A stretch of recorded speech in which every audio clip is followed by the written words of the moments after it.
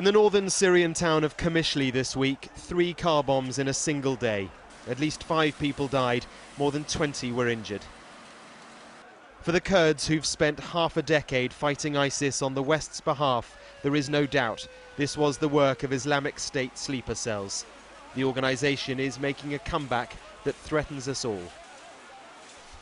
General Mazloum Kabani is the most senior official in this Kurdish region of Syria, an ally of the West and a man who now feels let down.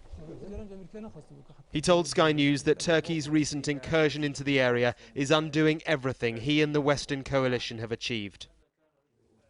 The danger of the resurgence of ISIS is very big, and it's a serious danger. I think there are many people who don't know this, but it's true. The Turkish aggression opened the space and provided hope for ISIS members.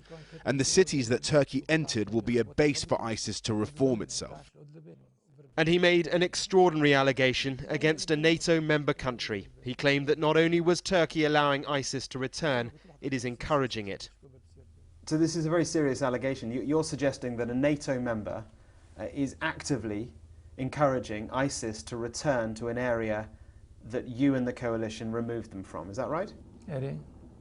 Yes, it's a big allegation and there's evidence of it. Many people know it, not just ISIS members but also former members of al-Nusra and al-Qaeda fighters who we fought against in 2013 and 2014.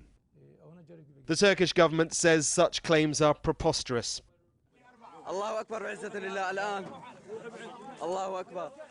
But footage like this, filmed in northern Syria, is, say the Kurds, proof that Islamist jihadists are fighting alongside the Turkish army. And in the middle of all the fighting are the prisoners of the Islamic State, held by Kurdish guards who admit they can't do this for much longer. What's your message to the governments of Europe?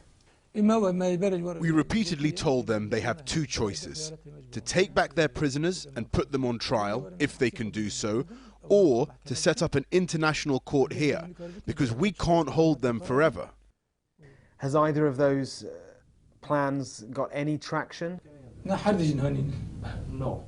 So is there a risk that we could see further ISIS spectacular attacks in the West as a consequence of inaction, indecision by the West in your region?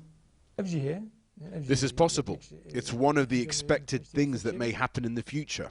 We don't know the fate of these prisoners in Syria, and the balance here has changed. As we spoke, helicopters outside.